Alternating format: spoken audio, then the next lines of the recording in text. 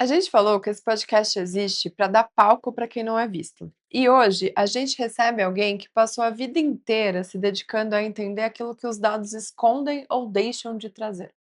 Porque uma coisa é ter uma ideia bonita, outra coisa é transformar essa ideia em ação e organizar, com um impacto real. No dia a dia de uma organização social, isso é muito mais difícil do que parece. Rodolfo Moreira atua no Instituto Ação pela Paz e no Espaço Abraão e Rosa. É alguém que pensa gestão de verdade, não aquela gestão do PowerPoint que fica fazendo apenas relatório, mas uma gestão que faz a gente entender quando as intenções viram realidade. E ele trouxe um tema que a gente raramente discute por aqui, e é essa profundidade de usar dados do terceiro setor, o que eles mostram, o que eles escondem e por que transformar informação em impacto é mais arte do que ciência. Seja muito bem-vindo ao Social é Compromisso, Rodolfo. Obrigada. Obrigado, gente. Viu? Essa parte a gente não manda, porque a Né? gente fica pensando, mas depois a gente sempre engasga e depois a gente dá esse trabalho. É. Espero que você tenha gostado. Não, eu É bom gostei. ouvir um pouco, né, tipo: "Uau, é isso Ah, aí". Rodolfo, vou começar perguntando então, conta um pouco pra gente da sua trajetória, de como que você chegou no terceiro setor, assim, como que foi isso? bom, acho que eu nunca me imaginei no terceiro setor, assim. Ah, Nunca foi uma coisa que eu vislumbrei. Eu trabalhei durante 14 anos numa mesma organização, trabalhei no corporativo. Eu comecei lá com 15 anos de idade, e aí fui traçando meu plano de carreiras, assim, até que cheguei numa posição de gestão. E aí, com 30 anos de idade, meu ciclo se encerrou ali. E entrei numa crise existencial, assim, falei: "O que que eu vou fazer da minha vida, né?". Depois de 15 anos você sim. atuando no mesmo lugar, é que nem um relacionamento, né, você não consegue dissociar um pouco o seu indivíduo daquele lugar onde você está ou de um relacionamento que seja. Vira tipo identidade. Não, eu trabalhava numa organização e a pessoa perguntava assim: "E a organização tá? Tal, como é que tá?". Era como se fosse um cônjuge meu. Tipo assim, Sim. é como se você trabalhasse, sei lá, numa organização tipo X, aí a pessoa fala: "E a organização X, como é que tá?", né. Então, porque não conseguiam dissociar isso de mim, assim, eu estava muito imbricado, né. Uhum. Eu comecei a trabalhar muito novo lá, e aí com 30 anos falei: "Meu, o que que eu vou fazer da minha vida?". E 30 anos é simbólico, assim, né, porque espera-se que as coisas estejam ajeitadas, né, com 30 anos, né. Então, eu trabalhava, tinha um diretor que trabalhava comigo, e ele falou: "Rodolfo, a minha filha é voluntária numa organização do terceiro setor, eles estão começando a fazer um trabalho e eles precisam lá de um apoio de alguém que tenha essa expertise sua, assim. Você trabalhou na área administrativa, financeira, enfim, passou por todos os setores aqui, mas você pode contribuir muito com eles". Ótimo. E aí eu fui trabalhar numa organização que trabalhava com pessoas em situação de rua. Uau. E no começo, assim, era um trabalho, eu era um Uhum. burocrata ali de escritório e tal, e quando eu fui ver, eu estava imerso no tema, né, então e todas as questões que atravessam a população de rua, né, então eu falei: "Puxa, eu acho que é isso aqui que é o meu caminho", assim, né, eu me dei conta, falei: "Meu, então eu acho que desse profissional aqui, Sim. funcional, que trabalha numa área administrativa, que pensa a gestão e tal, eu acho que, meu, eu tô me dando muito bem com isso aqui, porque eu consigo de alguma forma, extrapolar todo esse meu conhecimento, essa minha experiência para ajudar, nessa proposta, assim". Então eu fui trabalhar com população de rua e eu tô 10 anos no terceiro setor já, desde então. E nem me imagino fora do terceiro setor, né. Faz parte. Então, de lá para cá, assim, muitas coisas aconteceram, né. Então, fui trabalhar com população de rua, que é altíssima complexidade, Uhum. é um tema que está aí todos os dias, todo mundo Sim. vê e etcétera. E agora eu trabalho com justiça criminal, que é um tema correlato à população de rua. Então, sigo trabalhando com altíssima complexidade, consegui achar meu lugar dentro do terceiro setor, que é um lugar no papel de gestão e de fazer a coisa funcionar dentro das características que são o terceiro setor, mas visando um pouco mais de eficiência, que é esse viés do mundo corporativo. Cara, é legal que você nunca escolheu um tema simples, né, tipo assim, não que eu acho que exista também um tema simples no social, acho que todos os temas são complexos, mas você foi pra ponta mais complexa que tem, que é, né, população de rua e justiça criminal, Sim. assim. Você falou que são temas correlatos, explica um pouquinho pra gente, assim, dessa É, correlação. Porque é o seguinte, boa parte hoje, no passado, quando a gente olhava para a população de rua, estava muito claro a tipificação, né? Então Sim. você falava assim, olha, tem uns indicadores aqui, a população de rua são homens negros de 35 a 40 anos, Sim. migrante, semi-analfabeto, enfim, que vem para São Paulo, vem para os grandes centros, na expectativa de melhoria de vida, chega Trabalho. aqui, se frustra, e aí, meu, não tem vínculos familiares, e aí aquela sensação de vergonha, pô, como é que eu vou dizer para minha família que não deu certo, e acaba morando nas ruas, ficando nas ruas. Então, grosseiramente, era um recorte assim, né? Hoje a população de rua ela é multifacetada. Uhum. E uma das coisas que foram surgindo nos últimos anos é o egresso do sistema prisional. Essa pessoa passa muitos anos ali em privação de liberdade, em cumprimento de pena, ela se desvincula da família, ou ela não teve um vínculo familiar sólido, e ela termina um cumprimento de pena e fala assim: olha, agora você está livre, você está em liberdade. E essa pessoa vai para onde? Então, não tem uma construção de saída dela, não tem uma construção de uma nova vida. Imagine a gente aqui passar em cumprimento de pena 15 anos, Sim. todos os nossos vínculos familiares se dissolveram, e aí chega um dia, a pessoa fala assim, um dia antes de você sair, de você finalizar seu cumprimento de pena, ela fala assim, amanhã Você tá ou ali. você está livre. Essa pessoa não sabe o que é um celular, porque quando ela entrou para o sistema prisional, ela não mexia com o celular, ela não tem acesso aos documentos dela, ela recebe uma indicação ou uma orientação, ó, você procura um centro de acolhimento e aqui, ó, você vai lá para você não passar os dias na rua. Então, assim, imagine a complexidade do que é isso. Você ter que viver uma vida nova, ter que provar para si mesmo e para um conjunto de pessoas da sociedade de que você realmente está disposto a ter uma nova vida, só que a sua situação está extremamente vulnerabilizada, fragilizada. Né? Nossa. É verdade. Então, essa pessoa vai para as ruas. Então, um exemplo disso, no último dado que se tinha levantado pelo CadÚnico, 45% da população de rua era egressa do sistema prisional. 45%. 45% egressa do sistema prisional. E Caraca. esse dado ainda deve ser maior, porque é um dado autodeclarado. Né? Quando você vai se cadastrar no CadÚnico, você não tem lá um sistema integrado que quando você coloca o seu CPF, fala, olha, você passou pelo sistema prisional. Não, é autodeclarado. Sim. Então pode ser que esse número Entrevista. seja maior, inclusive. Verdade. Muito provavelmente, né, porque a pessoa deve ter vergonha de Justamente, trazer. tem N restrições, né? E a pessoa, até ela entender que não é um sistema integrado, até ela se entender como vulnerável, que tem acesso àquele direito, ela vai de alguma forma criando mecanismos de proteção. Sim. Até porque se relacionar com o Estado para ela sempre foi numa posição de, puxa, o Estado aqui tá para de alguma forma fazer o cumprimento da justiça e eu sou essa pessoa que tem que pagar, justamente, eu tenho que fazer, eu tenho que pagar por aquilo, pelo erro que eu fiz, né? Pelo erro que eu cometi e tudo mais.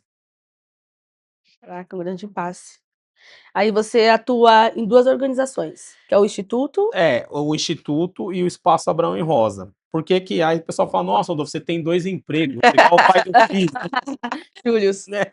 Não, não tenho 2 empregos. O Espaço Abrão e Rosa é um coworking que funciona para atender organizações do terceiro setor, né. O objetivo é fortalecer o terceiro setor com uma infraestrutura que seja capaz de dar conta das demandas.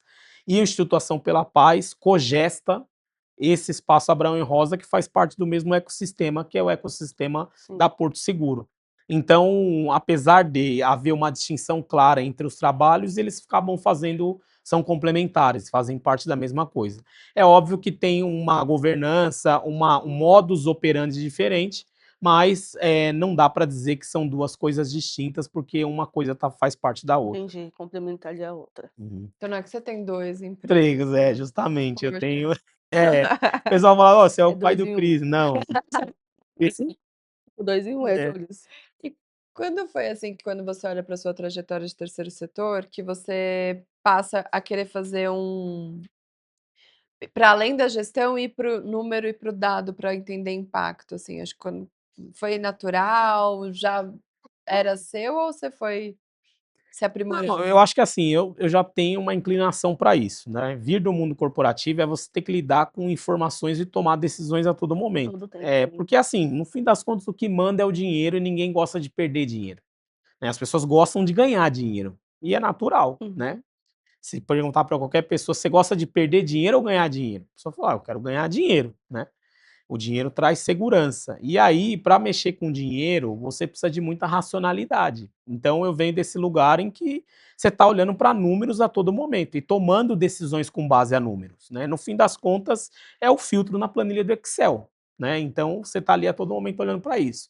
Só que quando você olha para o terceiro setor, você está olhando para uma gama de complexidade. Então, falando de população de rua, você tem lá dependência química, você tem problemas psiquiátricos, você tem vínculos familiares cindidos, você tem uma série de questões. Só que não olhar para os dados nesse momento é você se perder num modus operandi repetitivo e que não gera resultado. Então, acho que a ideia é, quando eu comecei a olhar para os dados, foi entender assim, a população de rua não é homogênea, ela é heterogênea. Então a gente está falando de pessoas brancas, estamos falando de pessoas que passaram pelo sistema prisional, pessoas que têm problema com dependência química, pessoas que têm dependência casual, pessoas que têm comorbidade psiquiátrica e físico, Verdade. pessoas que têm família e que vinculam parcialmente essa família, mas que não conseguem se vincular inteiramente porque tem umas questões crônicas e etc. Uhum. Então você precisa olhar para os dados. Então vamos entender quem é essa população de rua. A partir desse momento é entender a população de rua, não no sentido de tentar resolver o problema da população de rua, mas de parte dessa população de rua. Aquilo que a gente dá conta de acordo com o que está se mostrando. Então, ao invés de se pretender, vou resolver o problema da população de rua, não, o que eu dou conta dentro daquilo que está se apresentando, né? Já que ela não é homogênea, é heterogênea, então eu vou atuar aqui, ó. Talvez eu vou atuar com esse segmento aqui, que é um segmento mais organizado e que precisa de uma capacitação e através dessa capacitação vai conseguir um emprego e consegue se organizar para ter uma vida fora das ruas. Então entender que existe um segmento da população de rua que precisa de um apoio mínimo ali para não viver esse movimento da porta giratória. Ele, quando começa a sair das ruas, ele volta de novo para as ruas. Começa a sair das ruas, então os dados é importante, entrou nesse lugar de importância, né? Uhum.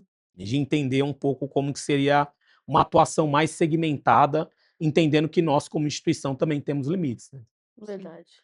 Eu acho legal a forma como você traz dado, porque eu acho que você, como você entende em profundidade os dados, principalmente da população, né, sistema prisional e população de rua, você usa o dado a seu favor, porque às vezes a gente conversa muito aqui entre a gente o quanto isso é necessário, como para você é muito natural, às vezes a gente, enquanto terceiro setor, se perde no dado, na hora de pensar em política pública e a gente fica tentando traduzir o nosso impacto para dado e às vezes quando a gente quer fazer esse pulo, algumas organizações se perdem na essência e assim, e ele precisa ser feito, né? Verdade. Porque é isso, o dinheiro tá a partir do momento que você consegue comprovar sua atuação. E aí, ao mesmo tempo, as discussões, por vezes, também no terceiro setor vai muito para esse lugar que é o gargalo do terceiro setor e pouco para o impacto gerado na ponta, né? E aí, tipo, como que você vê conciliar esses dois mundos que hoje, para muita organização, parecem distantes? Verdade. Não, Mas assim, né, coitado, como ele resolve o problema do terceiro setor inteiro. não, não é uma, assim, se eu desse uma resposta só, acho que eu cairia num lugar de simplificação, né? Sim. Primeiro, você fazer você ter um bom olhar para dados, só o fato de você olhar para dados, ele custa. Verdade. Tem um custo, porque é um custo de gestão, é um custo de pesquisa, é um custo de elaboração. E muitas vezes o que vem primeiro, ou o ovo ou a galinha, eu vou gastar tentando ajudar as pessoas, eu vou gastar tentando formar uma estrutura para pensar como ajudar as pessoas. Muitas das organizações, 95% delas, não têm o dinheiro para fazer a ação do dia. Não tem o dinheiro para fazer a ação do dia. Então, assim, vamos dar um passo atrás. O que essa organização pode fazer para melhorar um pouco a atuação dela, né? Então, a exemplo do que muitas organizações que trabalhavam com população em situação de rua, ela só precisava ter uma planilha ali de controle do quanto ela distribuía de comida, quantos voluntários ela envolvia e quanto ela gastava, e ela não tinha o básico. Só com isso já daria para ter a noção do quanto, o que representava essa instituição em termos de alcance. Agora, quando você fala num nível mais elaborado, eu acho que tem várias camadas. Primeiro, nós somos o país que mais produzimos dados hoje. Então, produzir justamente. A nossa incapacidade é em analisar os dados e tomar decisão com os dados, né? E isso custa. Porque produzir dados hoje tá ficando fácil. Agora você analisar esses dados e Verdade. pensar a partir dos dados uma tomada de decisão que é complexo. E aí eu vejo que tem duas fases aí. Primeiro, que dado que eu quero trabalhar? Não vai dar pra você trabalhar com tudo.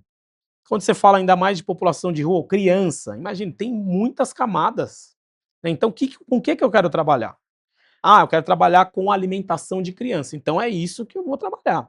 Ah, mas o problema é sistêmico, não dá para trabalhar só com alimentação de criança. Mas você vai dar conta de toda essa complexidade? A tua organização tem força para trabalhar com isso? Então acho que a gente precisa aceitar nossas limitações, acho que é o primeiro passo. Na onde eu consigo ser mais eficiente? E aí olhar o dado a partir disso, né? E não você querer dar conta de toda essa complexidade. E entender que isso custa e leva tempo. Né? Então, às vezes, para você produzir o dado, para você analisar o dado e para você transformar isso em ação, leva tempo. E o que as organizações sofrem é da pressão de ter que dar conta disso rápido. Porque você precisa de grana. Você precisa mostrar para quem está investindo ou para quem você quer que invista que, ó, eu tô pondo grana aqui e isso aqui vai me dar resultado. Né? Então tem essa outra camada que é muito difícil de você gerenciar, que aí não tem nada a ver com impacto, tem a ver com um jogo de interesse. Né? E como você convence essa pessoa que do outro lado tem recurso, está disposto a doar o recurso, fala assim, olha, espera um pouco aí, eu estou cuidando aqui, estou organizando minha gestão, estou organizando meu time para poder entregar o melhor. Então, não existe uma resposta simples, né? Eu acho que é o tempo, é a maturidade e é a sua capacidade de se organizar como pessoa, como instituição, para poder chegar nessas pessoas e convencer essas pessoas de que esse é o caminho. Assim. É uma questão Sim. complexa. Né? Aham, super. Parece um pouco a escolha de Sofia, né. Tipo assim, onde você vai colocar seu tempo? Porque, É. tipo, É. acho que essa é uma boa dificuldade, assim, eu entendo super quando Uhum. você fala que se não tem o dado, dificilmente você vai conseguir atrair o doador, mas às vezes a gente não tem grana pra, tipo, pra fazer a ação de amanhã, Uhum. principalmente das organizações sociais que vêm da comunidade, né, e eu acho que fica não sei, amiga, eu queria ouvir um pouco de você, assim, da sua experiência, como que é? Tipo o que exatamente? Tipo, essa parte de gestão de dados, como porque é isso, quando um doador chega, ele quer saber Ele quer quantas saber pessoas vocês atendem, qual não sei o quê, e aí sai para correr atrás desse relatório ou você já eh, como posso dizer? É que dependendo da ação, você já tem aquela quantidade de pessoas que você vai atender, se é os 80, se é 30, se é 40. Então fica muito mais, assim, por alto, né, uhum, pode passar também daquela quantidade de pessoas que você vai atender, mas você tem muito por alto, tipo assim, ação tal, eu sei que vai vir tantas pessoas cravadas para essa ação.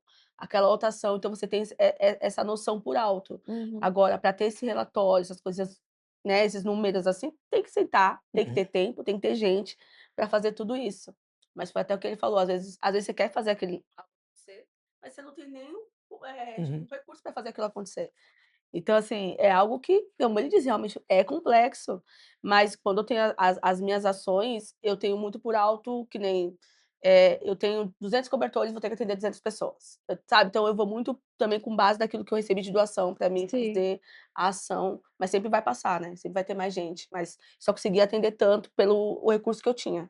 Então, eu acho que entre ainda mais projetos sociais de dentro da favela, atua mais nesse sentido. A quantidade de doação que eu recebo é a quantidade de pessoas que eu vou atender, então o meu número de alcance é Entendi. esse. É sempre voltado nesse sentido. Essa parte da lógica é um pouco não sei se Contrário. contrária É, tipo, é o que eu É de trás recebi para frente. é o que eu isso, consigo fazer e não perfeito. Isso mesmo. Eu vivi uma situação, quando eu estava fazendo a pesquisa para o mestrado, que tinha lá uma organização que distribuía a refeição todos os dias, à Sim. noite, dentro de uma comunidade, que era a comunidade na Brasilândia. E aí um dia eu fui lá acompanhar essa distribuição de comida. E eu cheguei lá, e aí eu conversando com a moça da associação comunitária, ela falou assim: Rodolfo, eu só distribuo comida para mãe solo. Hum. Aí eu falei: como é que você chegou nessa conclusão? Ela falou: eu fiz o levantamento de dados. Opa! Eu falei: mas como assim você fez o levantamento de dados? Ó, tá naquela lousa ali, ó. Aí eu f Ela falou: "Não, tá aqui, ó. Fulana, fulana de tal é mãe solo. Uhum. Fulana, fulana de tal é mãe solo, trabalha o dia inteiro, fulana de tal, tem 3 filhos, fulana de tal, tem 4 filhos, trabalho de... Aí eu olhei e falei, pô, essa pessoa desenvolveu uma inteligência sem uma planilha de Excel, Uhum. né? Gênia. Gênio, Sim. né? E aí, a partir disso, eu fui entendendo também que a gestão pode ser algo simples. Porque a gente, às vezes, tem uma compreensão de que a gestão é você ter um baita de um sistema, você saber fazer o Power BI, você saber analisar uma DRE, um balanço, um fluxo de caixa, e na verdade ela fez uma baita de uma gestão Numa de dados. lousa, provavelmente. E ela distribuía a refeição de acordo realmente com o público que precisava receber a comida, que é a mãe solo. Ela parte do pressuposto a mãe solo. Aí ela vai descendo camadas. A mãe solo, que trabalha o dia inteiro e tem que pegar o filho na creche e não tem tempo de cozinhar. A mãe solo, que tem mais de um filho. Entendeu? Porque ela não vai ter marmita todo dia. Então ela clusterizou, ela falou assim: opa, aqui eu já sei para quem para quem é mais necessitado, eu vou distribuir para esse grupo aqui. E ela sabia o nome de todo mundo. A pessoa chegava, ela tinha a lista lá, falava: oi, fulano de tal, tudo bem? Já pegou o filho na creche? Ah, já pegou. Então hoje tem 2 filhos? Ah, então beleza. Então são 3 marmitas para você aqui, ó. Porque ela sabe que essa mãe não vai ter condição de cozinhar, né? Então, assim, também a gestão é algo simples, né? A gente também, às vezes, complexifica isso.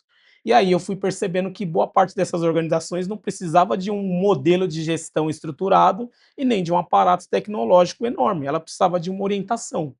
E como que se faz? Vamos fazer o quadro na parede. Então, o quadro na parede virou uma espécie de um arquétipo, assim, né? Então, ó, faz o quadro na parede aqui e vamos começar a mapear as coisas. Então, dados é isso também, né? Então, a gente está acostumado com aquela ideia do dado visivelmente num Excel ou num dashboard. Não, mas o dado é isso, né? Também tem uma simplicidade que é o dado é a caderneta do português que anotava lá a sua dívida no final do mês para você pagar no próximo mês, né? Então, também levar isso para as pessoas de uma forma simples também é um desafio. É verdade. Não, e que quanta sabedoria. E você faz essa aqui, ela tá falando, mas, tipo, Natal, eu vou falar o exemplo. Ela, tipo, ela tinha a mãe, todas da favela inteira. E, tipo assim, tudo mapeado certinho. E aí, tipo, qual era o número de sapato que precisava. Olha só Você que tem bom. mais informação que o Cras, com certeza. É. E aí, tipo assim, tudo certinho, planilhado, tipo, porque a gente ia fazer ação de Natal e precisava comprar. Obviamente vai usar a roupa que a mãe da Uhum. criança pediu, sabe. E foram, sei lá, quantas, não lembro. Acho que foi 230 crianças. Então, Olha só. é isso, entendeu. E é tipo assim, tem um lugar do tipo assim, como organizar isso de um jeito que Sim. funcione para a organização que tá lá. E às vezes é só a Nossa, organização. e era tudo na mão, ó. Mas o melhor modelo é o que funciona, É isso. né? O Uhum. melhor modelo é o que funciona. Então, assim, eu vi muitas organizações no quadro, eu vi muitas organizações no caderno.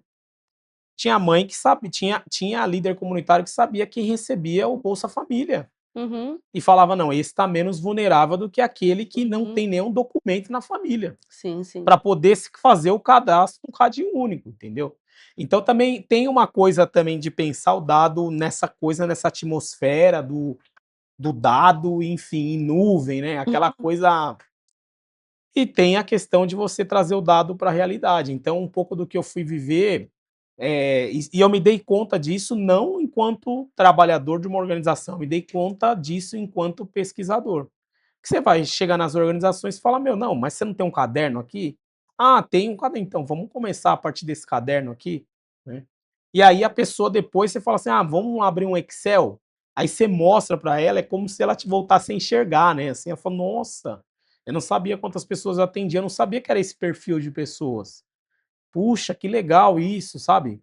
Aí você tem que ajudar a pessoa, como ela alimenta isso também, né? Então, como ela dá manutenção e tudo isso, né?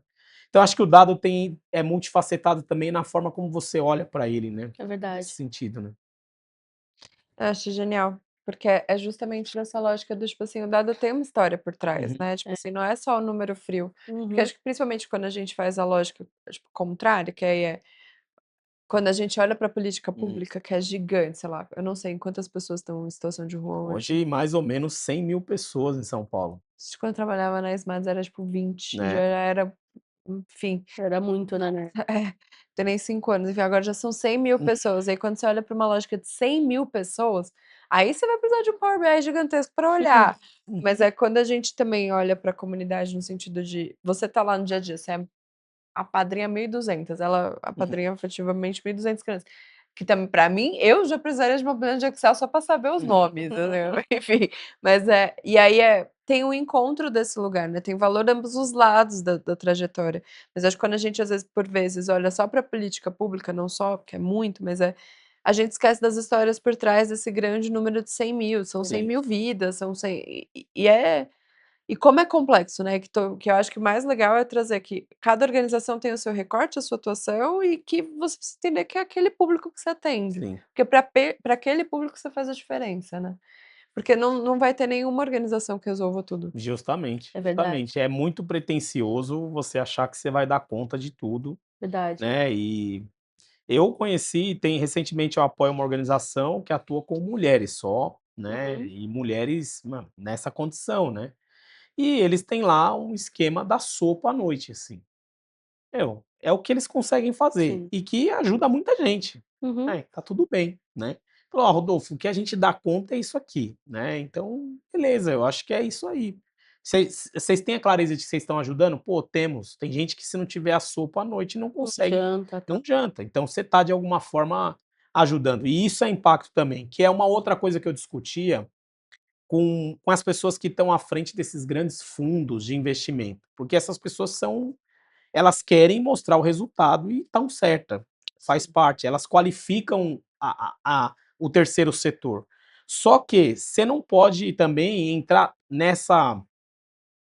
nesse movimento de tanta exigência, porque também você acaba não contribuindo para um trabalho que não vai ter dado, mas que também está ajudando as pessoas. verdade. Nem tudo que produz, não é tudo que não produz dado que não ajuda as pessoas. E a gente precisa entender também, assim, pô, qual é o nível de maturidade dessa organização para fornecer dado? E para que eu quero esse dado? Vou fazer o que com isso? Às vezes é só repassar dinheiro mesmo para ele comprar legumes, comprar carne e fazer a sopa e ter alguém lá dedicado para fazer isso, que já vai impactar muito. Ou ajudar uma comunidade a filtrar a água, ter filtro em casa, Sim. que já vai diminuir muitos casos de, problema de contaminação, de doenças e Doença. etc. Sabe, ah, mas precisa ter o dado da criança que está bebendo a água. Não, é só comprar o filtro e fazer as pessoas usarem, né? Então, já é bastante coisa, né? Então também tem isso também, saber entender que às vezes tem um fetiche pelo dado também, né? Se criou esse fetiche e não se faz nada com esse dado, né? Ele vira um relatório só, né?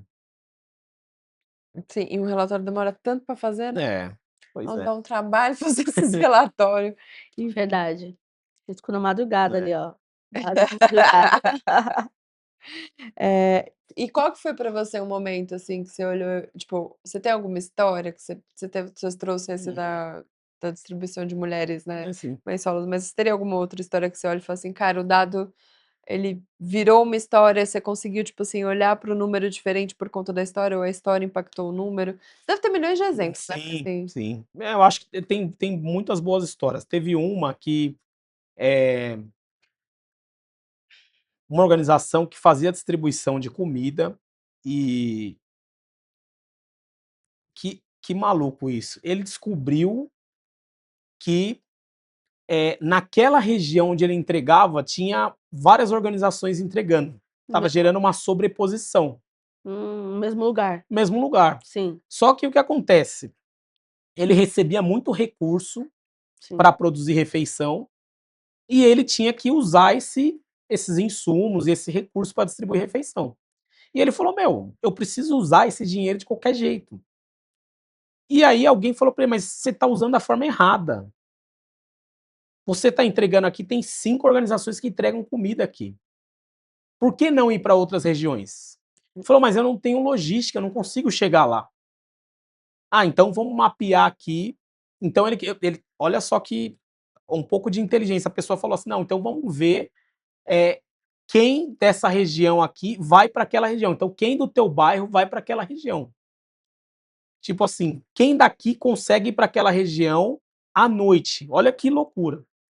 Aí, várias pessoas falaram: eu posso pegar meu carro e entregar lá à noite.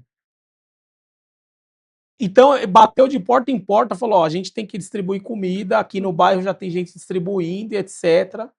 aqui tem tantas organizações distribuindo, são distribuídas tantas refeições, você poderia ajudar a distribuir refeição em outro bairro? Um monte de gente. Quando foi ver, deu um overbooking de pessoas que tinham disponibilidade para Caraca, fazer distribuição de comida. Então a sociedade civil tem interesse em ajudar.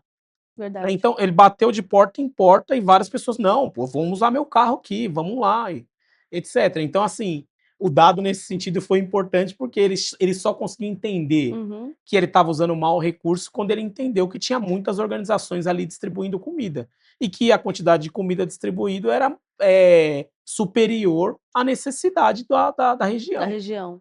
Isso acontece muito em final de ano, né, ali no centro de São Paulo, né, tipo assim, Verdade. eles escolhem a É. comida, falar: "Não, essa não, essa não". É, Vira e mexe, era muito assim, é verdade. não é legal, mas não é legal não é a palavra correta, assim, mas é o quanto tem essa jeito deles também se viram, sabe, tipo assim, eles sabem também quem tem a marmita boa, quem tem a Sim. marmita ruim, É. qual é a marmita que só tem salsicha, É, só e tem macarrão, a outro o tem própria pessoa em situação de verdade. rua já vai lá e já, tipo, já também Indica, hein, faz essa vai no gestão. Parque Dom Pedro que ele dá É, dá certa hora é melhor. Exato. não, teve uma situação muito inusitada, assim, que uma vez uma pessoa me parou, uma pessoa em situação de rua, falou: "Ó, eu tenho um mapa aqui de todas as bocas de rango aqui no centro". Já tinha alguém com os dados ali. Ó, eles também produzem os dados deles. Falou: "Meu, eu sei aonde é a melhor comida, os horários e Olha etcétera". isso. Falou: "Meu, eu tenho aqui um mapa". E aí ele me entregou aquele documento, quer dizer, era Sim, folha de caderno, mas era realmente mas era um mapa. era um mapa. Caraca. Ele falou assim: "Ó, tá aqui, né". Então, também esse é um outro olhar que a gente também tem que ter para as pessoas que estão em condição de vulnerabilidade, que não é um olhar de superioridade. Essa Sim, sim, pessoa, é isso, ela tem competência para pensar a realidade dela é verdade. e para tomar decisões. "Opa, calma aí, eu escolho a comida que eu quero comer". E eu desenvolvi uma inteligência para isso. Fantástico. É isso. Então, tipo assim, então subestimar essa pessoa também, "Ah, Uhum, não, ela vai aceitar tudo que eu tô trazendo", uhum. e pô, tinha gente que levava marmita 10 horas da manhã, então assim, você fala: "Não, não faz sentido. É. O Bom Prato vai abrir daqui a pouco", entendeu? Então assim, acabou de servir o café no Bom Prato, daqui a pouco o Bom Prato vai abrir, então não faz. "Ah, não, mas a pessoa que tá na rua não come nada", não. Veja bem, então você tem um olhar equivocado. Então também esse indivíduo que está lá, é um indivíduo que está vulnerabilizado economicamente e familiarmente, muitas das vezes. Mas ele tem condição de fazer escolhas, e ele Verdade. faz Uhum. escolhas. Ele sabe o que é bom, é isso, ele não quer comer marmita com salsicha, Se ponto. tem opções Se de tem ter a um comer opção, Exato, tá justamente, né. certo. exatamente. Então, E até, tipo, a forma como é distribuída, tem organização Coloca Mesa, tem enfim. várias outras coisas que eles levam tudo isso em consideração Sim. pra fazer as escolhas dele. Você faz também, né, amiga? Você distribui Aham. no inverno Sim, também. é. Aonde você distribui ali? Então, na verdade faço bastante rodízio, né, tipo assim, eu nunca entreguei na Sé, Uhum. Por Parque quê? Dom Pedro, Sim, são lugares que você sabe que você sempre vê, né. O Parque Dom Pedro eu só entrego quando, tipo assim, tá chovendo, tá muito cerrado, eu não consigo ir pra outro lugar, vamos ali que é rápido de sair, né, vai ter uma galera. Então, eu sempre vou pra debaixo das pontes, eu sempre vou andando, sim, né, então e aí, vou nas malocas, que é como eles chamam, sim. né, debaixo das pontes, nas malocas, e é eles que vão indicando outras malocas, então eu vou indo pra lugares que eu sei que não tá chegando. Porque eu sei que lá no centro da cidade muita gente chega. Já teve vezes de realmente entregar alguma marmita ou algum cobertor e eles já estão com 3, já estão comendo marmita, acabaram de sair de lá. Então é isso, também quando você mapeia, né, o terreno ali e vê que, tipo assim: "Não, aqui já tem muito recurso, eu vou para um lugar que realmente não tem". Então a gente faz dessa forma. E ouvir eles, né, perguntar, A né: melhor "Gente", coisa fala: "Gente, que vocês estão achando? Vocês acham que aqui é o melhor lugar?" Aí eles falam: "Pô, não, aqui daqui a pouco tem isso chega a mesmo, organização eles falam espírita, chega não isso. sei quem e tal, não sei o Católica, quê". evangélica, e Falou isso faz muito sentido, porque quando a gente vai lá, um lugar aqui ali bem no finalzinho, bem na saída do Parque Dom Pedro mesmo, tem um ai gente, terminal de ônibus, sim, né. E ali eu achava que eles sempre entregavam bastante. E eles falaram pra mim que não. Então por isso que realmente quando eu tenho que entregar, tipo, não vou conseguir ir pra outros lugares, porque, assim, às vezes você chega nas malocas não estão mais, né, eles foram removidos. E aí falaram: "Então vamos lá para o centro, Parque Dom Pedro, em tal lugar", que foi eles que me indicaram. Eles falaram assim: "Ó, entrega em tal lugar porque não chega", e realmente faz muito sentido, não, e porque tem ouvindo eles você vai em realmente entregar em lugares que não tá chegando. Lá mesmo, onde muita gente entrega, só que são lugares que as pessoas não passam. Isso é muito interessante e aconteceram várias situações que começou a me chamar a atenção.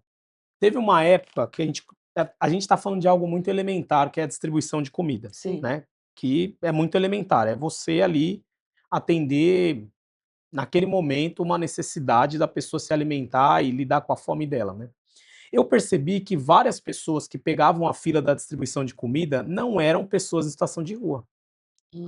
Tem bastante. E aí, o que que eu fiz? Eu peguei e falei: "Ó, gente, a gente vai anotar, a gente não vai perguntar para a pessoa com base na nossa percepção".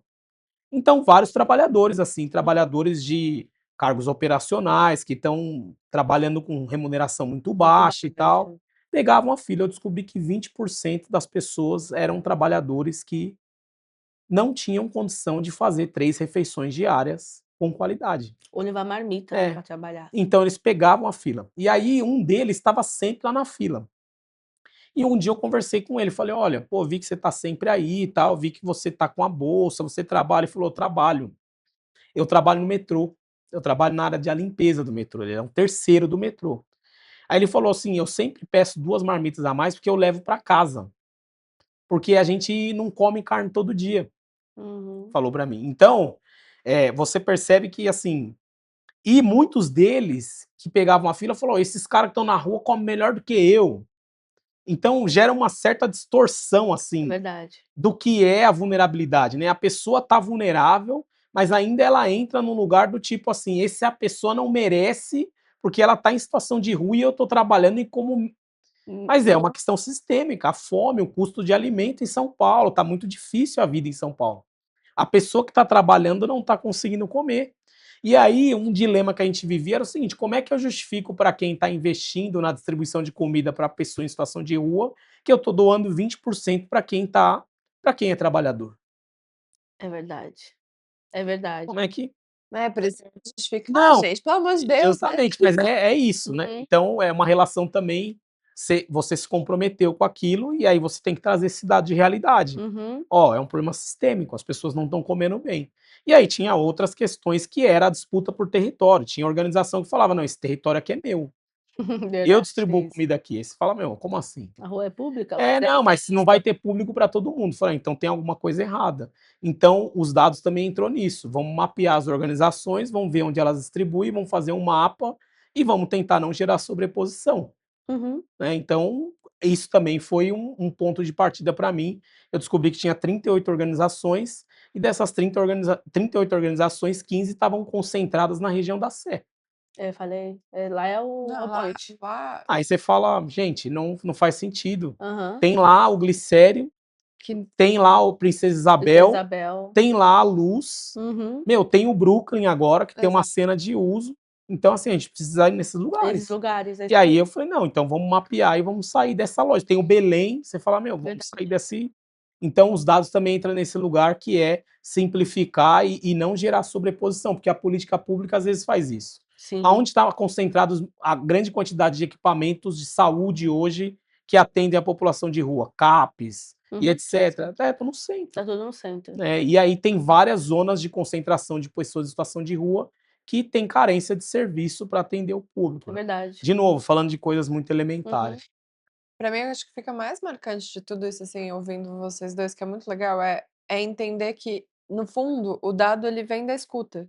É. Não adianta, assim, a planilha fria é óbvio, assim, mas se você olha para essa planilha fria e você tá olhando para um dado que você não consegue contar uma história, ou explicar isso numa história, esse número talvez não sei se perde sentido, assim, não tenho essa prepotência de achar que eu sei sobre Uhum. isso, assim, mas é entender que, tipo, para mim, acho que são 2 exemplos, né, de empreendedores sociais Uhum, maravilhosos que, enfim, admiro tudo. uhum, Mas é como escutar as pessoas faz a diferença até, tipo assim, a gestão de dados está no nosso dia a dia, a gente precisa desmistificar É esse verdade. lugar da nuvem cheia de uhum. dados e um Power BI e um Mega não sei lá, que existe também, mas é que, tipo, é isso, é a pessoa em situação de rua que faz as escolhas delas a partir de observar a realidade, né. O dado vem a partir de observar a realidade para saber um padrão. Sim. E aí, a partir disso, você consegue transformar isso em alguma coisa para tomar a decisão, que é isso que você falou. E às vezes a gente cria isso como um inimigo, né? Tipo, como, tipo, cara, não. E tem que ser mais simples, tem que estar no nosso cotidiano, que é Verdade. parar na maloca e perguntar: "Ô, onde não tem? Onde tem? Onde tem sobreposição?" É, E como tem algumas organizações sociais que eu acho que vale a pena também a gente se coloca. Tem muito a lógica do Salvador, né, vamos ser sinceros, tipo assim: "Ah, eu tô indo levar comida, então, assim, ele vai aceitar". Não, Uhum. pelo amor de Deus, você tá indo tentar fazer alguma coisa pra colaborar, então escuta a pessoa que você tá, é o mínimo que você tem que fazer, né, tipo assim, é isso, ver várias organizações, né, distribuindo comida do lado do Bom Prato, tipo, na fila, pra que você tá esvaziando uma tipo, essa pessoa já tem acesso, sabe, vai, mas é isso, às vezes a pessoa quer ir porque é cômodo, quer tirar uma foto, e enfim, tem seu valor, mas acho que também vale, tem que escutar as pessoas. Acho que pra mim o que fica desse papo todo é, tipo assim, escutar as pessoas. e assim, eu acho que toda boa ação ela tem que ser validada, né? Uhum. Então, se o cara quer distribuir comida, a pessoa quer distribuir comida, sei lá, junta um grupo de moradores lá de um condomínio e fala, ó, vamos ajudar pessoas que estão precisando, beleza. Mas é isso, a gente também gera uma saturação, né? Então, esse é o desafio, assim, é como organizar a sociedade civil para entregar o melhor, né. Verdade. Então, por exemplo, um dia, uma pessoa, estava discutindo comigo: "Não, mas porque esses caras não quer trabalhar, porque não sei o quê, eu já dou dinheiro para um monte de organização e essa organização não faz nada, não sei o quê". Eu falei: "Meu, às vezes transferir o dinheiro, você não tem problemas que você não resolve com dinheiro". Verdade. Tipo assim, então a coisa é tão complexa, você pode inclusive piorar, né, você pode Uhum. agravar o problema. Se for de Então uso de álcool e droga, de dependência justamente, química, você você vê a piora. quantidade de dinheiro que é repassado no Bolsa Família pra para a população de rua em uso, mais ou menos 20.000 pessoas têm um uso crônico dessas 100.000. E Uhum. esse dinheiro acaba indo para o tráfico de drogas, entendeu. Então, tá resolvendo? Não. Pô, não sei, né, então também não tenho condição de responder, mas é também dialogar com isso, a realidade, o dado é um ponto de partida. Verdade. Ele não o Ele fim te em orienta si, ali, né. ele é um dado, ele é um ponto de partida. E a realidade muda, ela tá a todo momento em mudança. É. A população de rua hoje é completamente diferente da população de rua que era há 10 anos 10 anos atrás. atrás. Depois da pandemia eu vi famílias na rua, Uhum. e famílias que tinham lá renda de 2, 3 salários mínimos, que pagavam aluguel numa periferia Uhum. distante e que deixaram de ter essa renda e foram pra rua com seus Uhum. filhos. Tava lá numa ocupação, tava lá num centro de acolhida que às vezes acolhe família, né, mas, a população de rua mudou. Mudou E bastante. aí você tá olhando para o dado ali, você precisa dialogar, precisa entender, e cada região tem um perfil Um de perfil população de diferente. rua. É. É verdade. Então, eu acho que o dado ele é imprescindível, mas ele tem que olhar ele como um ponto de partida. Como tipo uma bússola também, né, É. tipo assim, pra ir te orientando, você porque nada tira, de fato, observar o dia a dia, a realidade do território que tá Sim. acontecendo ali. Eu vejo muito. O que eu acho interessante também é porque as organizações sociais têm muito mais velocidade de se adaptar à realidade do território do que o poder público, né. Sim. Então você pega, esse dado de que famílias estão na rua, eu não acho que tem muitos abrigos que atendem famílias, e aí você está vulnerabilizando também uma criança. E aí, tipo, é tão vai complexificando cada vez mais Uhum. e, tipo, parece que vai tornando mais distante de ter uma solução também, né. A gente acabou falando muito de população de rua, mas eu queria que você trouxesse alguns dados interessantes também para discutir egressos, assim, porque a gente olha também para esse público e não vejo muitos projetos sociais lidando com Uhum. egressos de um modo geral, mas é isso que você falou no começo da sua fala de é uma pessoa que passou 15 anos, cumpriu né, a pena Sim. dela, ela pagou o que ela Uhum. tinha que pagar para a sociedade, e ela sai completamente vulnerabilizada, porque é isso, ela vai fazer o quê? Vou Entendeu? pra E onde? quem vai contratar? Quem vai dar Uhum. oportunidade, assim? E tipo, óbvio, né, a pessoa pagou com os que ela tinha que pagar. E é muito louco, assim, quando você foi trazendo Né. também, é muito complexo. Não, essa é uma outra camada de complexidade, porque, por exemplo, hoje, nesse contexto atual, você tem emprego para todo mundo, né. Assim, boa parte hoje Então essa coisa de dizer que não existe emprego para egresso também, isso já aconteceu, mas hoje não acontece mais, tem emprego. Só que são tantas camadas, às vezes esse indivíduo, ele sai, ele não tem um documento dele. Uhum.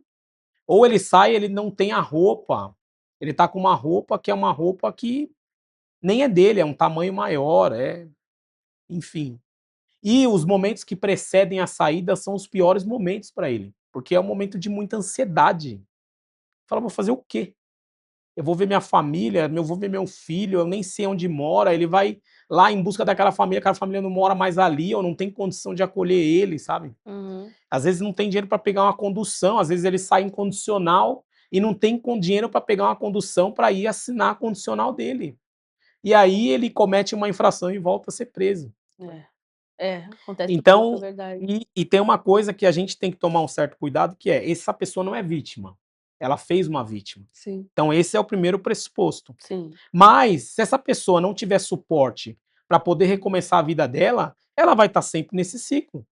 E quem perde é a é a sociedade, sociedade. de modo geral. É uma sociedade violenta, uma sociedade que vulnerabiliza mais as pessoas. Esse indivíduo, ele sucumbe. E aí, ele ficou 15 anos em cumprimento de pena, estou dando exemplo de 15 anos, é um número simbólico, etc. E aí ele volta de novo, e aí você fala, meu, ele vai ficar mais tempo cumprindo pena, e às vezes ele só precisava ter um documento e um lugar para dormir. Então, tem outras camadas aí, né? Que esse processo de você voltar a ser cidadão é uma linha, é um processo Uhum. complexo, né? Complexo. Que às vezes ele também não quer voltar a ser cidadão, não sustenta uma cidadania. Então também tem isso, tem um indivíduo aí que você precisa também, como organização ou alguém da sociedade civil que está atuando, precisa olhar para essa pessoa e entender que ele é sujeito de escolha.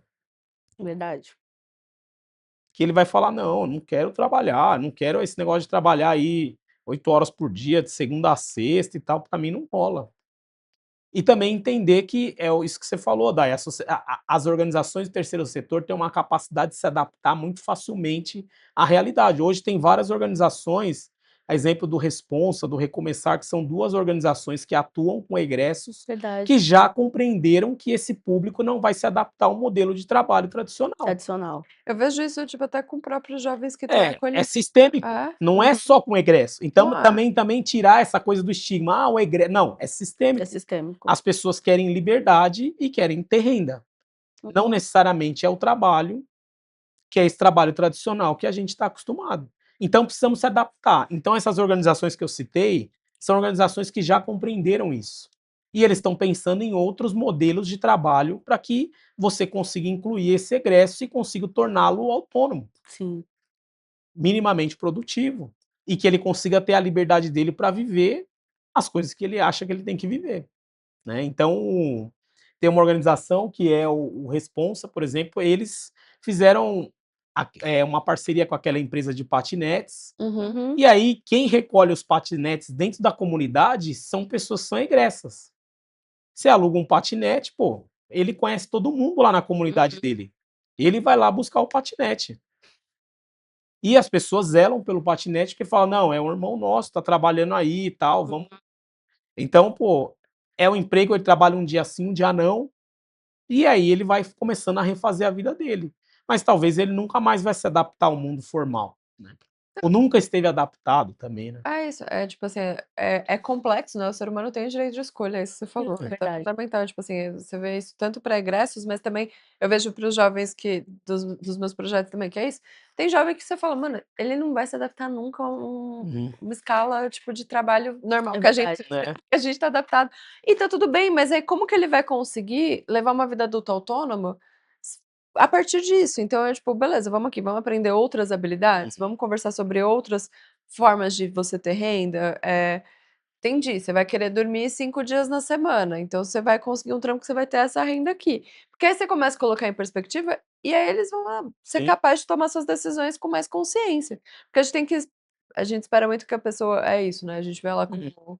como a pessoa que falou de situações de rua, tipo assim: "Ah, ele tá na rua, tá comendo melhor do que eu". É muito são muitas e muitas É. camadas, é muito e muito, muito complexo tudo, né. Não, e esses dias uma colega minha falou: "Ó, vieram fazer um mutirão aqui na comunidade", uma empresa de telemarketing. Eles queriam, na verdade, contratar 200 jovens. E aí eles conseguiram 20 e só 12 aderiram ao trabalho. Eu tenho problema com essa. Eu tenho o mesmo desafio. A gente que mais quer pra mim. Eu tenho uma empresa de telemarketing, eu quero contratar jovem. Eu falei assim, eu não tenho ninguém pra te oferecer, moço. Ninguém quer, velho. Não, aí um desses, eu falei, mas vocês entenderam por que. Mas o que aconteceu? Eu perguntei pra ela, falou, ó, é o seguinte. Um desses jovens aí falou assim, meu, quanto tempo eu vou levar pra chegar no trabalho? Ah, vou levar 2 horas e meia. E 2 horas e meia pra voltar. Ele falou, 5 horas? Meu, eu trabalho na adega aqui no bairro e eu ganho R$ 250 no dia. Então, assim, parando pra pensar, a realidade está se mostrando diferente. A periferia está empregando. Uhum. Ah, mas não é um emprego seguro, ele não vai ter fundo de garantia, não vai ter férias, não vai ter previdência. Mas ele precisa dar conta da necessidade dele atual, real ali. Então ele vai lá ganhar 250 por dia na adega, ele trabalha 3 vezes por semana, é R$ 750. Aí é o seguinte, vai dar mais ou menos 3 mil por mês, aí ele complementa com Bolsa Família e beleza. Ele não vai ter que se deslocar 30 horas por semana para vir trabalhar num bairro distante da casa dele. 30 horas por semana ele trabalha no bairro dele, ele vai ter que gastar com comida vindo para esse bairro, vai sofrer uma série de preconceitos, estigmas também, porque ele não foi preparado para lidar com esse mundo do Verdade. trabalho. E ele faz a escolha dele. Eu vou trabalhar aqui no meu bairro, na adega do bairro, ou vou trabalhar na oficina mecânica, no supermercado aqui, na loja de material de construção e vou tocando minha vida. Então tem uma questão, você perguntou para mim, Dai, em relação ao egresso, né? Se existem programas que atuam com egresso e etc. Assim, existem poucos programas, mas fazem um excelente trabalho. Porque o Estado, ele atua, ele põe recurso na execução penal. Uhum. A pessoa cumpriu pena e etc, acabou. A vida é com você, né? E segue sua vida. Então tem várias camadas quando a gente fala de egresso. Primeiro, existe emprego para todo mundo, tanto para o egresso e para quem não é egresso, né? Mas a gente tem que compreender a dinâmica de mercado. A dinâmica de mercado hoje é as condições de vida oferecidas hoje pelo capitalismo formal não garante a existência desse indivíduo. O que eu me refiro? O emprego CLT hoje, como que deveria ser? Deveria ser igual na época dos nossos pais. Você trabalhou, você estudou, você arrumou um emprego, você vai conseguir comprar uma casa, você vai conseguir criar os filhos e você vai ter uma aposentadoria segura. Hoje isso não é possível. Você ganha um salário, você mal consegue comer um salário, infelizmente. O custo de vida nas grandes cidades está muito alto. Hoje, 39% da renda é consumida por moradia. Entre moradia e alimentação é 79% da tua renda. E aí tem as outras despesas que eu não vou entrar no detalhe aqui, mas 79% da tua renda hoje é destinado com moradia e alimentação. A gente nem entrou no mérito de dizer que alimentação que é. E nem que moradia que a gente está falando, né? Mas, grosseiramente, é mais ou menos esse dado. E aí o egresso faz parte dessa engrenagem, assim como todo trabalhador. Então é sistêmico. Ele fala assim, olha, ganhar R$ 2.500 para mim no CLT não vai pagar minhas contas. Então o trabalho flexível, que é o trabalho nos aplicativos, tem remunerado imediatamente, no curto prazo, um valor maior. Que é em média R$ 6.000, que é o valor que em média ganha alguém que trabalha para o crime organizado. Ele fala, eu preciso de 6 contos para pagar minhas contas. Meu aluguel é 1.500, minha internet é 200, minha água é X, aí tem um gato lá na minha casa, dá energia elétrica, beleza, o restante eu pago a conta. Aí eu pego mais um Bolsa Família e complemento minha renda. Eu e minha esposa dá mais ou menos 9, 10 mil reais de renda e assim a gente consegue viver. Eu pago a parcela da minha moto e tudo bem. Então é mais ou menos essa dinâmica. E aí, para uma pessoa que ganha R$ 2.500 e vai gastar 5 horas em deslocamento entre idas e vindas do trabalho, 5 horas é o tempo que ele vai trabalhar. Ele vai trabalhar entregando pizza à noite, ele vai trabalhar vendendo marmita no bairro dele, ele vai trabalhar na loja de material de construção, ele vai trabalhar na adega e etc. Então, o egresso é permeado por isso, assim. E uma coisa que me chama muita atenção não existe mais uma régua moral do tipo assim, trabalhar para o crime e trabalhar de forma lícita, virou corre. É a mesma coisa, eu estou fazendo meu corre. Eu preciso pagar minhas contas. Mas você está trabalhando para os irmãos? Não, meu. Eu estou fazendo meu corre, estou trabalhando. Não estou tirando nada de ninguém. Então, o crime organizado também, ele está tão entremeado, ele está tão permeado na vida cotidiana, que já não se sabe mais, perdeu a noção do que é certo e do que é errado. E aí, paradoxalmente, o trabalho flexível tem contribuído para diminuir as taxas de criminalidade. Que ele fala assim, eu vou arrumar um emprego aqui, CLT, vou trabalhar 3 meses, conseguir provar a renda no extrato, no Olerite, vou lá, compro uma moto, saio fora. E vou entregar pizza. Vou entregar pizza. Você Uber. Ou você Uber. Vou comprar um carro aqui, financiado, a não sei quantas parcelas, e você Uber. Ou vou pegar um cartão emprestado de um amigo, compro, e assim ele vai se virando. Que é o que acontece hoje. O número de entregadores saltou exponencialmente. Verdade. E o egresso está dentro disso. Então, como é que você pensa novas soluções de trabalho para incluir essas pessoas? Assim como a população de rua, voltando um pouco. Eu me lembro que eu atuava à frente de um programa de inclusão produtiva, de capacitação na área de bares e restaurantes. O pessoal falava, não vou trabalhar. Eu vou montar palco lá em Interlagos, no estádio do Morumbi. Eu ganho 200 por dia. Trabalho 3 dias, 600. Beleza. Aí eu vou trabalhar em restaurante, vou trabalhar 6 por 1, a partir de 9 horas de trabalho. Não é a partir de 9 horas de trabalho, para ganhar 2.200 por mês. Por mês. Então, a gente tem que olhar para uma questão sistêmica, que acaba permeando o público, que é o público que a gente atua, e aí pensar para além da vulnerabilidade, mas pensar o quanto essas questões permeiam. Eu acho que você é a primeira pessoa que fala de dados de um jeito simples e que eu entendo. Não confunde a mente. Não confunde. Pô, você é muito inteligente. Eu já te falei isso fora das câmeras, agora eu tô falando de novo. O que você acha, assim, qual é a diferença? Você trouxe um pouco, né? Você conversa com todo mundo, né? Sim. O segredo tá aí, né? Ouvir as pessoas. A gente ouve. Por exemplo, o PCC não divulga a folha de pagamento dele. Verdade. O PCC não divulga. Como é que você sabe disso? Conversando com alguém que tá dentro da comunidade. Alguém que tá inserido. Ele tá inserido. Alguém que vai falar assim, Rodolfo, tá vendo aquele cara ali, ele é do PCC, olha só, ele tem uma casa, ele tem um carrinho, o filho dele tá com um aparelho no dente, tá com uma roupa, tá bem vestido, tá indo pra escola. Aí você fala, como assim é do PCC? Ele trabalha pro partido. O papel dele tá muito claro, ele pega e transporta a droga de um bairro pro outro. Mas a família dele tá bem amparada.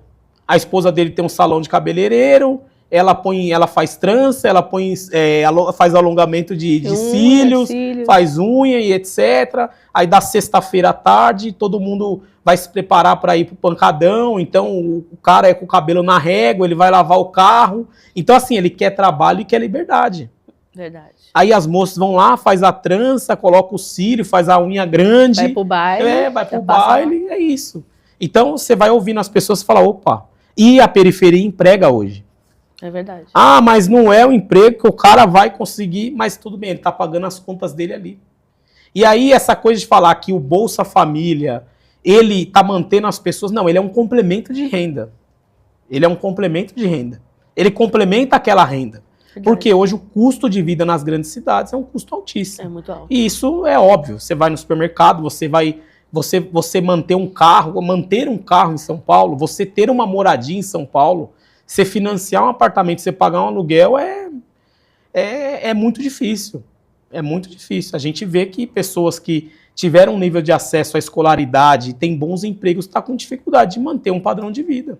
Né? Girar para essa pessoa que ganha um salário mínimo e gasta 30 horas por semana em transporte público. Né? Então, o egresso faz parte dessa engrenagem e esses programas que eu conheço estão pensando em novas formas de empregabilidade. Para entender que esse indivíduo pode ser um ser produtivo, mas dentro das condições de contexto e dentro das condições econômicas atuais. É verdade. Então, tanto o egresso quanto a população em situação de rua. Quanto todo mundo, né? Eu tava falando muito, tipo, enfim, também é um público de altíssima complexidade, né? Porque é o jovem em situação de rua. Mas é isso, ele também não quer. E ele, quando ele para pra fazer conta, ele não quer. Ele não quer bate, tá. né, pra ele. É isso, assim, a gente fala muito. A gente até conversou desse exemplo, assim, né? E aí, desculpe se você tem uma empresa assim, foi mal. A gente pode sentar e pensar numa consultoria. Mas empresa de call center, que tem sempre vaga disponível para trabalhar com jovem, quer buscar o jovem, mas assim, eles não têm interesse. E eles também, quando você pega, tipo assim, ele vai para um emprego onde o assédio é naturalizado, e aí de ambos os lados, né? Da pessoa que atende o telefone, da pessoa que está liderando ele, para quê? E eu acho, em certa medida, até uma certa coragem, assim, porque quando a gente... E aí, tirando da perspectiva só de vulnerabilidade extrema, quando a gente pega a perspectiva do jovem, muitos jovens, assim, até de classe mais altas, não têm mais a mesma relação com o trabalho do que essa relação que a gente herdou desse sonho, desse sonho brasileiro que a gente herdou dos nossos pais. Brasil é um way of life. Exato. Que é bem parecido com o sonho americano. Então, e a gente herdou essa lógica de que esse era o caminho. Você olha para os jovens hoje, mesmo de classe alta, não querem ter essa relação com o trabalho. E aí a gente acha, assim, deve ser... Eu achava que era uma questão de recorde de renda. Quando você desce para os jovens em vulnerabilidade, eles também não querem ter a mesma relação de trabalho. Eles olham para a nossa geração e falam, tá todo mundo com burnout. Tá todo mundo esgotado. Tipo, eu não quero essa vida, eu não quero chegar aos 35, tipo, tendo que tomar medicação por conta de trabalho. Eu entendo eles, em certa medida. E aí, tipo, não é só... É uma questão geracional também, é uma questão do como é sistêmico e as relações são mais profundas, né? Sim. Não, e tem um agravante que é quando a população de rua, a pessoa que está em situação de rua ou o egresso fala assim, não, eu não vou trabalhar dessa forma.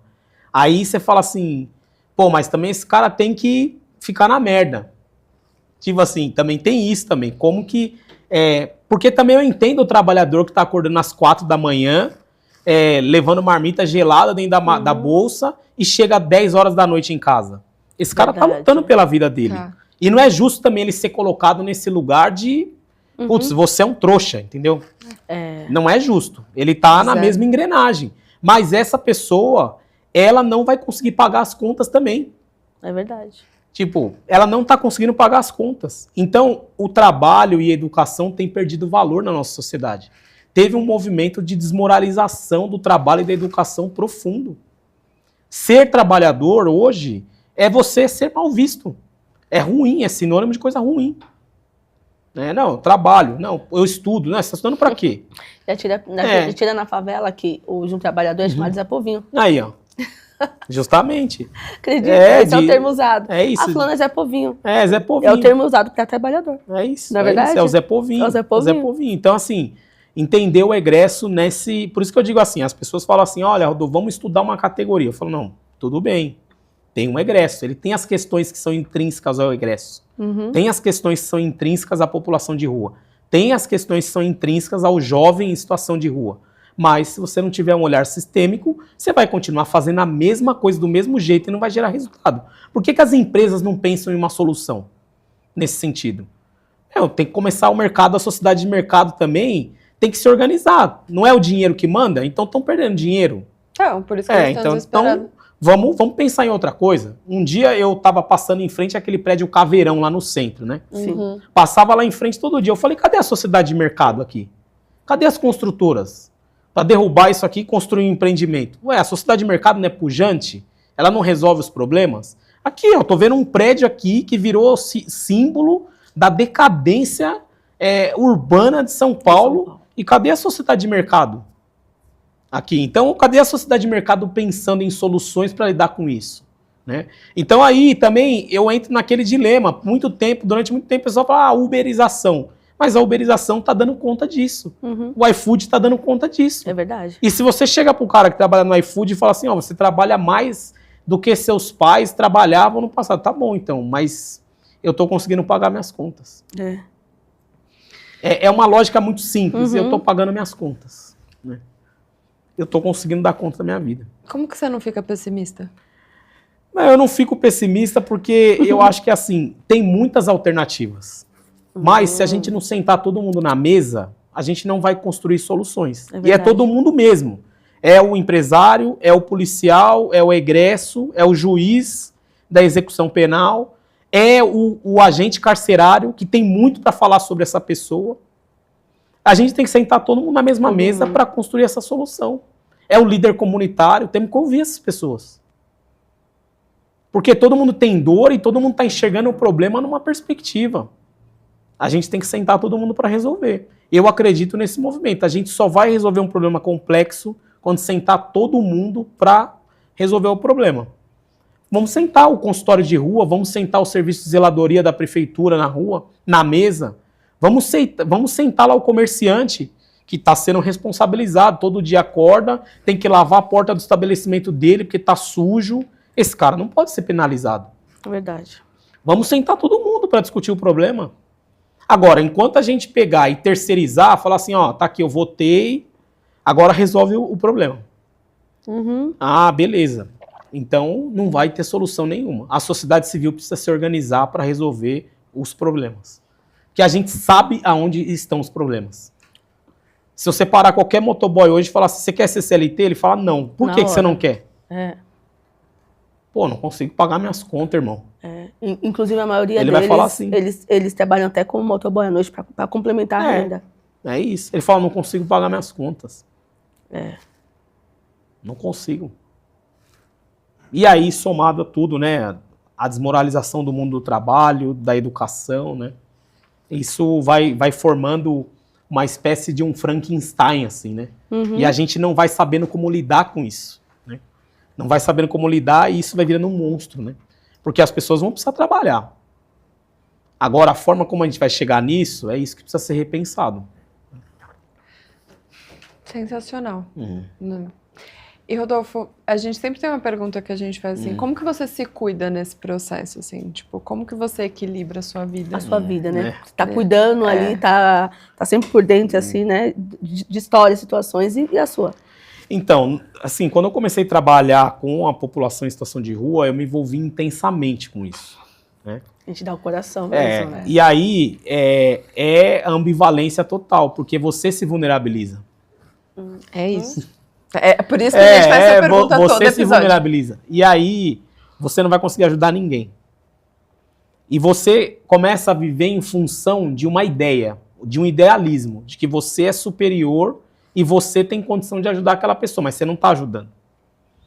Então, acho que eu só aprendi isso depois que eu vivi isso, né? E não existe uma fórmula. Tem pessoas que têm mais sabedoria e conseguem não ter que viver isso e conseguem se cuidar. Hoje eu estou numa situação privilegiada, porque eu não atuo com o público final. Eu sou uma instituição, trabalho numa instituição que intermedia, ela é apoiadora de programas e de projetos que atuam com esse público. Então eu não lido com a vulnerabilidade, mas quem está na ponta lida com isso constantemente. E a gente tem, de alguma forma, chamado essas organizações que a gente apoia para eles pensarem isso também. Ó, vocês não podem se fragilizar, porque se vocês se fragilizarem, o trabalho não vai acontecer. A exemplo de policiais, professores, médicos, enfermeiros. Essa galera tá adoecida. O policial não sai de casa falando, vou matar um monte de gente. Ele tá no limite. O médico não sai de casa falando assim, gente, eu vou negligenciar aqui atendimento. O professor não sai de casa e fala assim, olha, não tô nem aí pro aluno. Não, ele tá exausto, ele tá cansado. O burocrata de nível de rua não tá aguentando. E é quem entrega o serviço. Então a gente precisa cuidar de quem cuida, né? E eu hoje estou numa posição que eu consigo enxergar isso. Mas muitas das pessoas que estão trabalhando no terceiro setor, a grande maioria, está muito fragilizada, né? Está muito adoecida, né? As pessoas não têm tempo para cuidar de si próprias, as pessoas estão, enfim, estão tentando ali de alguma forma equilibrar os pratos, né? Pô, se eu chegar no final do dia vivo, meus filhos alimentados e tal, não aconteceu nada com eles, tá tudo bem, beleza. Outro dia a gente vê como que resolve. Outro leão, a gente... É isso. Né? Então, eu, assim, demorei para entender isso, mas foi a duras penas. Né? Então, eu passei muita dificuldade. Assim, sou um privilegiado porque tenho recurso para lidar com isso. Sim. Ainda tenho recurso intelectual, material, pessoas em minha volta, família, amigos. Tenho uma rede para lidar com isso. Agora, muita gente não tem.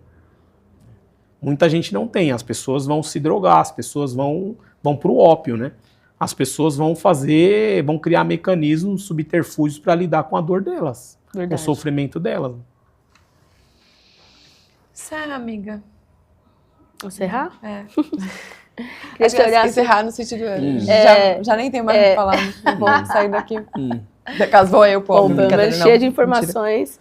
Essa câmera ali é sua. Eu queria que você olhasse para ela, deixasse uma mensagem, sei lá, falar o que está aí no seu coração, o que você quer falar, expressar. Esse é o seu momento. Olha para lá e fala com o público. Olha, o que eu tenho a dizer é assim, todo mundo tem potencial de gerar algum nível de transformação em sua volta ou para o outro, assim. Comecem pequeno, assim. Comecem operando dentro da sua casa, né? Então, começa olhando para o teu vizinho, perguntando se ele precisa de uma ajuda, né? O que eu entendi de todo esse processo é que enquanto nós, como sociedade, nós não nos organizarmos para solucionar os problemas, a gente vai estar sempre nesse ciclo vicioso. E não significa que depois de solucionado alguns problemas, a gente não vai ter outros. A gente vai ter outros. Mas a força para transformar, ela parte da gente. Porque é a gente que realmente compreende e está no dia a dia. Ao invés de apontar o dedo, vamos chamar essa pessoa para conversar. Vamos chamar o policial para conversar. Vamos ouvir ele. O professor atirou um apagador. Vamos ouvir o professor, meu. Às vezes esse cara tá mal, assim, sabe? Vamos ouvir lá o assistente social, o cara do consultório de rua, o pessoal do SES. Vamos ouvir lá o policial penal. Vamos ouvir esse médico, entendeu? Porque essas pessoas, elas estão ali, elas estão lidando com um problema a todo momento. Elas só, às vezes, precisam ser escutadas, né? Então, ao invés de apontar o dedo, vamos chamar para o diálogo. Acho que essa é a compreensão que eu tenho de como lidar com essa complexidade toda que esses grandes centros urbanos que a gente vive. Rodolfo, quero agradecer. Muito obrigada. Eu que agradeço. Um prazer te conhecer, né? Não conhecia, a Day já conhecia, né? Obviamente. Sim. Caraca, foram pessoas fantásticas, né? Normalmente as pessoas que vão vindo eu conheço. E, tipo, eu não te conhecia. E que história fantástica. Quero te conhecer mais também, né? Se for possível, a gente poder fazer uma ação também. Sei lá, se a gente puder ir. A gente chama o Rodolfo para os números também. Vai ser bem legal. Foi um prazer mesmo ter você aqui. E assim, tô saindo rica de informações e eu gosto de conversar com pessoas inteligentes. Obrigado. Não, é recíproco. Eu que agradeço, Day. Agradeço vocês pela recepção, pelo cuidado, né? E pela escuta, assim, acho que esse papel que vocês estão fazendo, vocês são interlocutoras entre o trabalho que está lá acontecendo e que ninguém sabe, né? Verdade. Tem muita gente séria trabalhando e que não está sendo escutada, né? Então esse espaço aqui é um espaço de escuta qualificada e que essas pessoas vão ter um lugar para dizer assim, olha, dá para fazer as coisas, é possível, cada coisa leva o seu tempo, mas a gente não pode deixar de acreditar nisso. Né? É isso, muito obrigada, gente. Vocês que ficaram aí até o final, né? E todo mundo que está assistindo, compartilhe, comente, manda para os amigos, manda no grupo do apartamento, da família, manda no grupo do condomínio, manda para todo mundo, porque o social vai ser sempre um compromisso. Tchau, pessoal. Beijo. Obrigada.